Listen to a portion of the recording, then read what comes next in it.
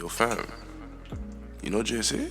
So the CEBL season just ended, and shout out to the Winnipeg Seabears for winning their first championship in program history. But while the majority of fans were watching the games from the comfort of their own homes or with popcorn in the stands, I somehow found myself experiencing the league from a completely different perspective. Last October, I made a video breaking down the CEBL. I explained how the league works and why I thought more people should be paying attention to it. Once I finished that video, I thought it would be a good idea to send it to some people who actually work in the league.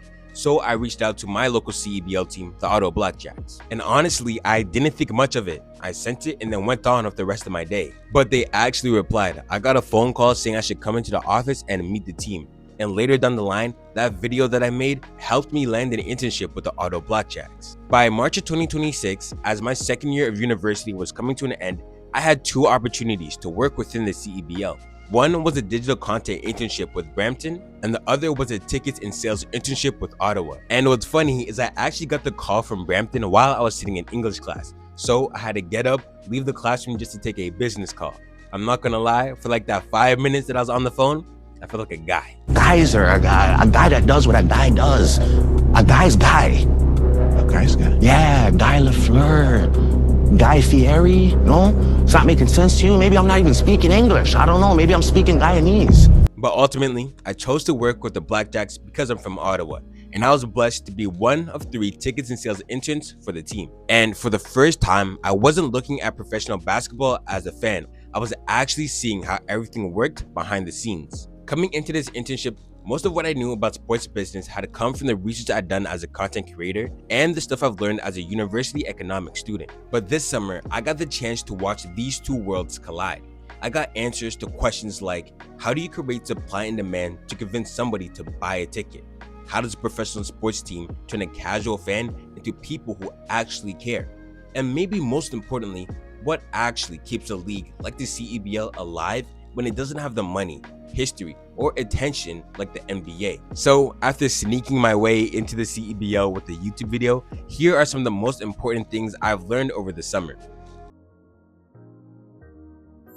The CEBL was founded back in 2019, which means the league is only 7 years old. And in the world of professional sports, that's extremely young. The NBA has had generations to build traditions, rivalries, and emotional connections between teams and their cities. The CEBL does not have that luxury yet, which means getting people to care is just as important as what happens on the court.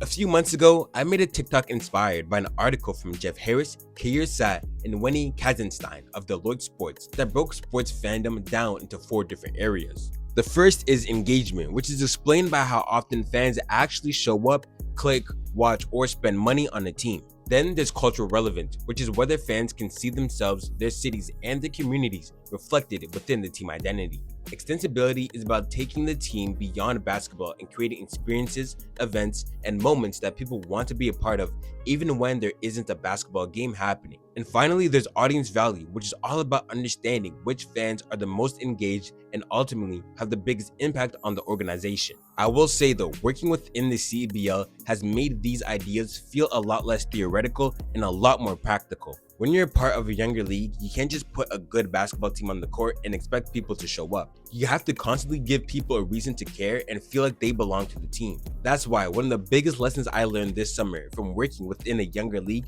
is that fan engagement can't just happen around the product. It has to be a part of the product.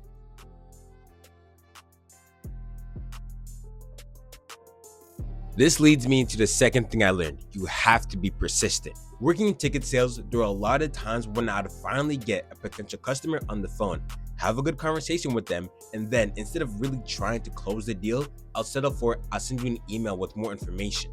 Looking back on it, I was settling for what was easy, and I can't help but compare it to basketball. Imagine I have the smaller defender in front of me, I have the mismatch. Instead of trying my best to get downhill and get to the rim, I settle for a pull-up 3. Now, in this hypothetical scenario, let's say I'm a 35% shooter from behind the arc. That's not a bad shot. But if I shoot 75% from around the rim and I have the smaller defender in front of me, why would I not try to get downhill every single time? One of my senior coworkers who had been working in sales longer than I've been alive put it to me pretty simply. If you get the customer on the phone, go for the kill. Keep pushing towards the sale until you hear a definitive no. Not a maybe, not a send me something later, not an I'll think about it. A real and solid no. And the more I thought about it, the more I realized that that lesson goes way beyond selling basketball tickets. Whether it's applying for a job or reaching out to someone you want to work with, pitching an idea or chasing an opportunity, you have to fight until the possession is over. And until you hear that whistle, you have to keep attacking. Push until there's actually nowhere left to go.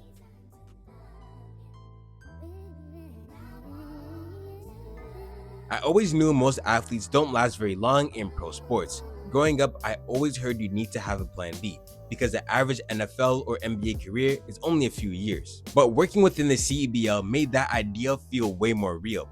The amount of roster turnover genuinely caught me off guard. There were so many times I'd just be sitting in the office and one of my coworkers would come up to me and say, "Did you hear so-and-so got cut?" Or "Yeah, he got hurt and he's probably not coming back." And just like that, someone who was on the team a few days ago was gone. It made me realize how fragile a professional athlete's career can actually be. Unless you're one of the stars of the league or the team, your spot is genuinely never guaranteed. A bad stretch of games, an injury, a new signing, or a coaching change, any of these things can completely change your situation overnight. As fans, we usually see the highlights of the best players going crazy, the insane contracts, and the flashy Instagram lifestyle that comes with being a professional athlete. But we don't always see the uncertainty underneath all of it. For a lot of players, every practice and every game can shift from just hooping to an audition to keep doing what they love for a living. There is roughly 700 to 800 players in the NBA and the G League at any given time. And there's roughly 19,000 NCAA basketball players in the United States. And there's hundreds of millions of basketball players around the world. So when you really think about the numbers, being an incredible basketball player and being one of the few people to make the NBA or even the G League, there are two completely different things. From Australia's NBL to the EuroLeague to leagues throughout Asia and Africa and South America, there's absolutely no shortage of elite talent in the world. And honestly, that's something I really love about the CEBL. It's like a garden of elite hoopers from around the world. Growing up, I was one of those kids watching Ball is Life and Home Team Hoops all the time. Every now and again, I go back and watch some of those old videos and wonder, where did this guy end up? Some of them eventually became NBA players. Some had great college careers. And then there were others, from the outside looking in, they just seemed to disappear. But working around the CEBL changed the way I look at that word, disappear. Because a lot of these guys didn't stop being incredible basketball players. They just ended up somewhere where the average North American fan wasn't watching. The CEBL is filled with former 4-star and 5-star recruits, NCAA all-conference players, all-Canadians, national team players, G League stars, and guys with experience in some of the best professional leagues in the world. These are players who, growing up, were probably the best basketball player anyone in their hometown had ever seen. And now, you have multiple guys like that sharing the same court. Players like Teddy Allen, Xavier Moon, Miles Powell, and Javonte Smart are just a few examples of the elite level talent that comes through this league. I think sometimes the NBA messes with our perception of what being good at basketball actually means. We watch some of the best basketball players hoop on the NBA stage, but a lot of fans assume that if you're not on that stage, then you just weren't good enough, when that's far from the truth. A player can never become an NBA star, never get a signature shoe, never become a household name, and still be one of the best basketball players you will ever see with your own two eyes. Working in the CEBL gave me greater perspective that the basketball world is much greater than the NBA. And just because the spotlight may have stopped following a player, that doesn't mean that the talent disappeared with it. Justin Mazzulla, Justin Harmon, and Matthew Cleveland were all playing or coaching in Utah before making their way north to the CEBL. Harmon talked about how a conversation and an existing relationship with Coach Mazzulla ultimately led to him bringing his talents to Ottawa. Harmon and Cleveland would go on to become two standouts for the Blackjacks this season. But before any of that could happen, somebody had to know what they were capable of. Something I've learned is that it's your skills that make you qualified for an opportunity, but many times your relationships are the deciding factor on where you end up. I remember watching the NBA Summer League and seeing AJ DeBonsa face up against Darren Peterson. At the same time, I knew Harmon and Cleveland were missing games with the Blackjacks because they were down in the Summer League playing with Utah. And it honestly blew my mind how 1 week you're playing professional basketball in Ottawa, and then the next week they're sharing the floor with some of the most highly anticipated young athletes in basketball. And of course, none of this happens without talent. You still need to be good enough when your name gets called upon. But the truth is, there's talented people in every industry. Sometimes the difference is somebody in the room knows your name and is willing to bet on your talent. And I don't think this idea is exclusive to basketball. Coaches are always going to bet on players that they can trust. Companies are going to hire people whose work they've seen before. And creators are going to collaborate with people they already have a relationship with. And that's just how people work. We're more likely to bet on someone if we've had a positive experience with them in the past. And seeing that firsthand has pushed me to take networking much more seriously. Not in the fake sense of collecting contacts or trying to get something out of everybody I meet, but actually building genuine relationships with people in spaces that I'm interested in. Because you truly never know when an opportunity that opens for somebody else could eventually create an opportunity for you. But I'm going to keep on saying this. I need to have the skills that justify somebody betting on me. So while I'm reaching out, meeting new people, and also building those relationships, I'm trying to sharpen my skills every day. Because I can't control when the next opportunity comes. All I can control is if I'm ready when it eventually does. And when I think about everything I learned this summer, that's what brings this whole story full circle. Last October, I was in this same room making a video about the league. At the time, I was on the outside looking in. I was just interested enough to make something about the CBL and willing to send that work to somebody who might actually care. And I don't say that because I think I'm special. If anything, this whole experience has taught me the opposite. The truth is, there is talented people everywhere. There are people more qualified than you, people with better resumes than you, and people chasing the exact same opportunities that you are. Sometimes the difference between continuing to watch an industry from the outside and finally getting the chance to take a step inside is simply being willing to make something, introduce yourself, send an email, and risk hearing no. Because a no gives you an answer, silence gives you nothing.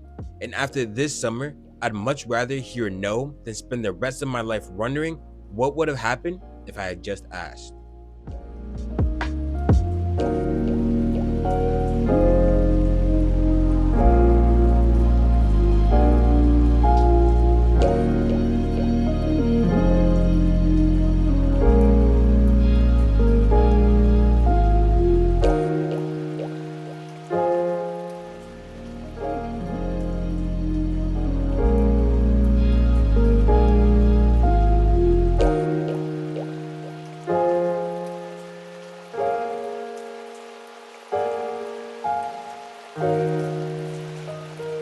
Yo, fam. You know JC?